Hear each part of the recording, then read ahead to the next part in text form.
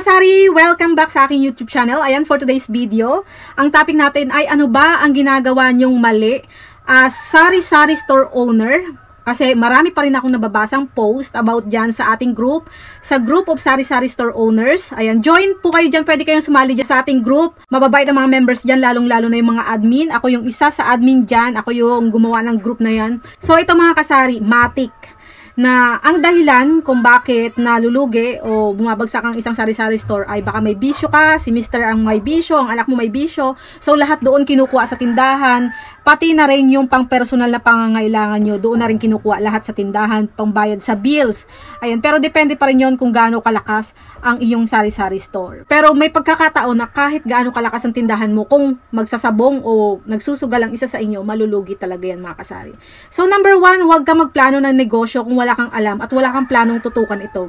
Maraming OFW ang gustong magtindahan pero mga kamag-anak nila ang magmamanage ng kanilang gagawing tindahan. So maswerte ka kung yung naiwan mong asawa, anak o kung sino pa mang mga kamag-anak dyan ay may concern doon sa puhunang pinaghirapan mo na inilagay doon sa sari-sari store.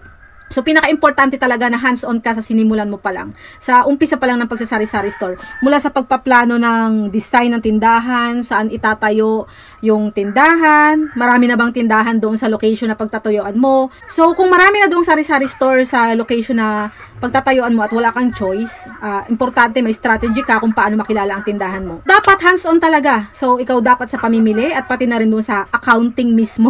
Pagbibilang ng benta, kung magkano yung expenses mo, kung magkano yung kinita mo, dapat ikaw talaga doon. Sabi ng iba, mga kasari, ay sari-sari store lang yan. Bakit may mga paganyan pa, di ba? Oo nga sari-sari store lang to. Maliit lang na puhunan. Pero maraming mga sari-sari store owner talaga na nagre-risk na napakalaking puhunan.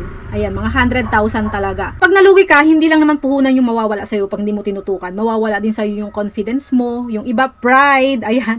Maliit pa lang yung negosyo, nag-fail ka na, paano pag malakihan na yung pinasok mo negosyo. Yung iba talagang pinanghihinaan ng loob, sumubok ulit. Ayan, naranasan ko yan. Mas maganda talaga na doon pa lang sa maliit na negosyong pinasok mo o sinubukan mo, ikaw na mismo maka-experience. If ever magka-problem, ikaw na mismo makakaalam ng mga solution. For example, doon sa kung paano maghanap ng supplier, paano yung tamang pag-stock ng produkto, kung paano yung magsalansan, dapat alam mo kung ilan at ano dapat yung mga mabebenta doon sa lugar nyo. Ayan yung mga dapat nating isaalang-alang. Yung pagsasari-sari store talaga dapat may kaalaman ka dyan. Ikaw mismo maka-experience. Katulad din niya yung magtatayo ka ng barbershop, dapat marunong kang gumupit. Kung magtatayo ka ng bakery, dapat marunong kang gumawa ng tinapay. Kailangan talaga kaalaman at experience.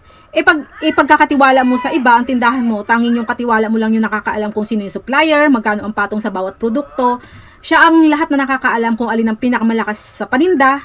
So, pag umalis siya, yun, back to zero ka na, diba? Kasi wala kang kaalam-alam doon sa lakaran ng iyong pinasok na negosyo. Ang pinaka-advantage mo lang talaga, ikaw yung may puhunan. So, yan. Ang sunod, inihahalo ang personal na pera sa pera ng tindahan. Napakahirap magnegosyo kapag halo-halo ang pera. Hindi mo na alam kung magkano ba ang pwede mong gastusin mula sa kinita mo. Pag nagtindahan ka at nag-uumpisa ka pa lang, sa first 6 months mo, if maliit lang yung puhunan mo, paikutin mo muna yung pinagbentahan mo. Ibig sabihin, wag mo munang babawasan yung benta mo, puhunan, at saka yung paninda mo.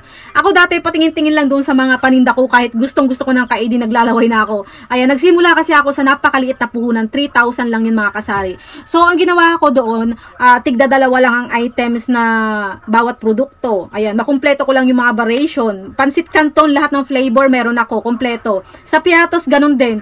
Para if ever may hanapin si customer, lagi ako may maibibigay.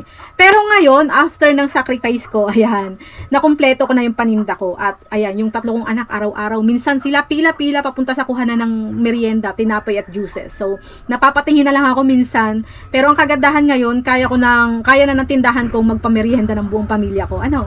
So, ang sunod mga kasari, baka akala mo lahat ng benta mo ay pwede mong gastusin. Yan yung isa sa pagkakamali ng mga may tindahan, lalo na sa mga baguhan pa lang. At hindi inaaral ang ganitong hanap buhay. Dito sa sari-sari store, napakaliit lang ng porsyento ng kinikita natin sa mga paninda natin. 10 to 20% lang. Kung ang puhunan mo sa delata ay 30 pesos at ang patong mo ay 10%, 3 lang ang tubo mo doon kasari. Pag 15% naman, 34.50 mo lang yun maibibenta. So, 450 lang yung tubo mo doon. Tapos, kung 20% naman yung markup mo, 36 pesos mo lang siya mabibenta. So, 6 pesos yung tubo mo doon. So, dapat, hindi lalampas yung gagastusin mo doon sa tinubo mo. O kaya, kung gusto mong lumago ang tindahan mo, ay wag mong kunin lahat ng tinubo mo, bagkos idagdag mo yon sa puhunan mo. Minsan kasi, di ba, parang na-overwhelm tayo pag may hawak tayong benta. Nakakalimutan na natin kung para saan yung pera nating hawak. Ayan, pag medyo maluho ka sa katawan, sa pagkain, madaling mauubos yung puhunan mo. Wala namang problema dun sa luho, basta hindi mo nagagalaw ang puhunan mo, or may asawa kang may sweldo, may side hustle ka, pero kung lahat ng kailangan mo at gusto mo ay ang panggastos doon mo kukunin sa tindahan, wala pong mangyayari talaga. So ito pa yung nagiging problema natin, yung sobra kang mabait, sobra kang maawain. Ayan, madali kang maawa. So okay naman yun sa katulad natin. Maganda yun, pero wag mong sagarin. Kailangan may limit. Kung hanggang doon na lang yung kaya mong ibigay, mag-stop ka na, dapat may limit ka sa sarili mo. Kung hindi na kaya ng puhunan mo ang magpautang, matutong humindi. Ang tindahan kasi alam ng mga tao, palibasa maraming laman ay marami ding pera ang may-ari. Kaya lagi silang pumupunta sa mga may sari-sari store para magsulisit, humingi ng tulong, ganyan. Minsan mga ruling talagang hindi nila nilalampasan yung mga tindahan kasi laging may maibibigay yung sari-sari store. Ako lagi akong ganyan sa sulisit pag may mga liga. Pero totoo naman talaga na mapipera yung may mga sari-sari store. Ayan, maraming yung mayaman sa pagtitindahan. Pero hindi lahat naman talaga ay pare-parehas yung benta. So, kailangan alamin mo kung nasaan level ka at alamin mo yung limit mo para malaman mo kung hanggang saan lang o hanggang magkano lang yung kaya mong ilabas sa pagtulong at pagpapautang. Ang number 1 na makakapagpalubog talaga sa sari-sari store, yung pangungutang ng mga customer natin na hindi nagbabayad. So, kailangan piliin lang natin yung mga customer natin na talagang masigasig magbayad sa mga utang nila. At syempre, dapat ay passion mo yung pagtitindahan para pag passion mo kasi, masaya ka sa ginagawa mo. Kaya nagagawa mo yung lahat ng best para sa tindahan mo para mapalago ito. So hanggang dyan lang mga kasari. Salamat sa inyong panonood. Sa hindi pa nakaka-subscribe, please subscribe sa aking YouTube channel, Lizelle Domdom. Salamat mga kasari. Bye-bye. Happy selling. God bless.